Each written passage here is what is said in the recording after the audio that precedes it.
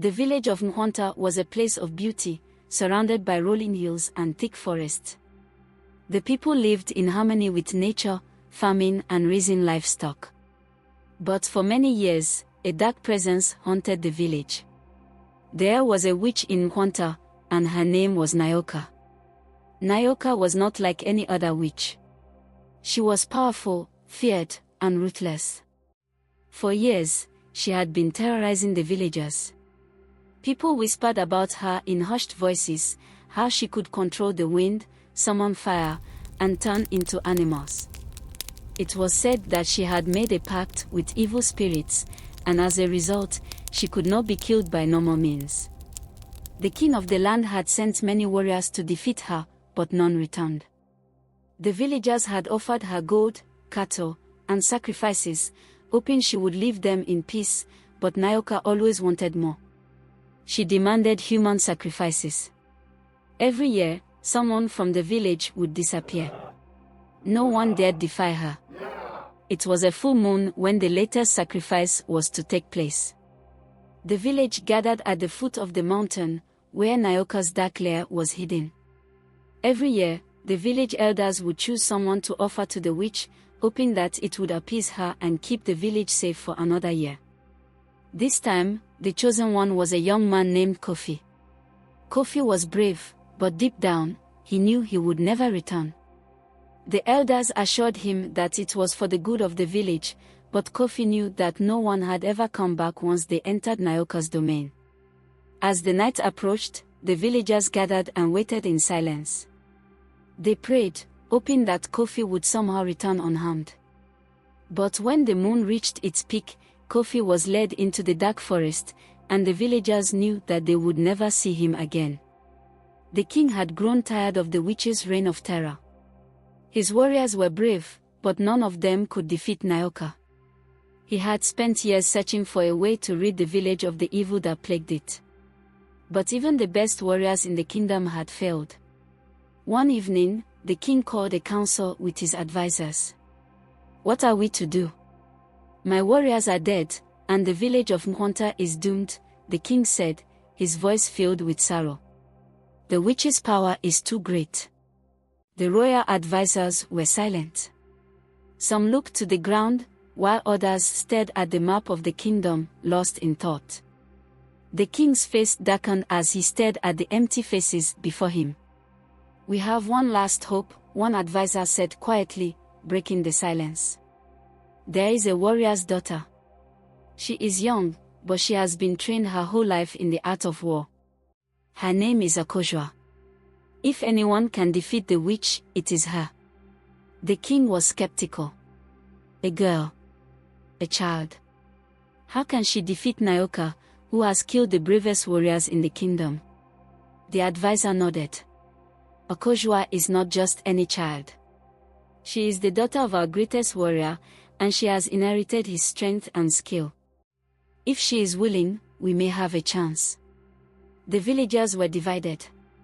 Some were hopeful, while others were afraid that Akosua would not return either. But Akosua had made up her mind. She left the village the next morning, armed with her father's sword and a small bag of supplies. The journey to Nyoka's lair was long and treacherous. The path was filled with wild animals and dangerous traps set by the witch. As she walked, Akosua could feel the weight of the mission on her shoulders. The lives of the villagers, the future of Nhonta, all rested on her. One evening, as she camped by the river, she heard something in the bushes. She immediately drew her sword, ready to fight. But it was just a wolf, starving and weak.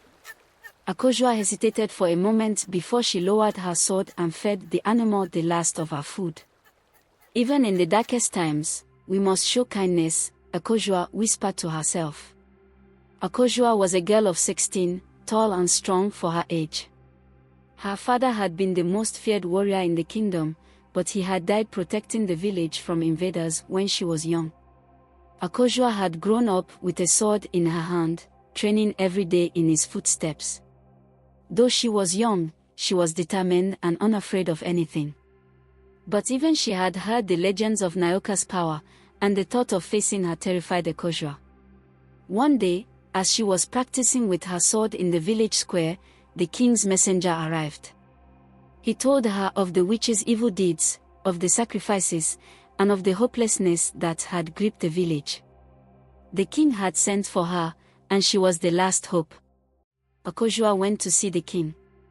She listened to his plea, her heart heavy with both fear and courage. "Akosua, will you help us?" the king asked, his voice weary. Akosua stood silent for a moment, thinking of her father and the legacy he had left behind. "I will," she said at last. "I will defeat Nyoka."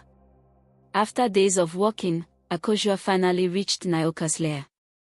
It was a dark, hollow cave surrounded by ancient trees.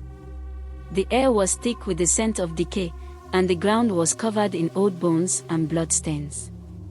Nyoka stood at the entrance, waiting. "You've come," Nyoka said, her voice like a low hiss. "The king sent you to try and defeat me. Foolish child." Akosua gripped her sword tighter, staring down the witch. "I am not afraid of you, Nyoka. Your evil ends today." The witch laughed, a sound that echoed through the trees. "You think you can defeat me? I am the darkness that lives in the hearts of men. I am the blood of the earth. You are nothing." With a flick of her wrist, Nyoka summoned the winds. The trees began to shake, and the ground beneath Akosua's feet cracked open. But Akosua was not afraid. She moved with the speed and grace of a warrior, striking at Nyoka with her sword. The witch fought back with dark magic, sending bolts of lightning toward Akosua. But the young warrior was quick. She dodged each attack, her eyes never leaving her enemy. Finally, with one swift motion, Akosua lunged at Nyoka, driving her sword through the witch's heart. Nyoka let out one last scream before collapsing to the ground, her body turning to ash. With Nyoka defeated, peace returned to the village of Nkwanta. The villagers celebrated Akosua's bravery, and the king rewarded her with land and wealth. But Akosua didn't care for riches. She had done what was right, and that was enough for her. The people of Nkwanta would never forget the girl who had slain the wicked witch and saved their lives. Akosua returned to her training, knowing that there would always be more battles to fight, but she had proven that even the darkest evil could be defeated with courage and strength.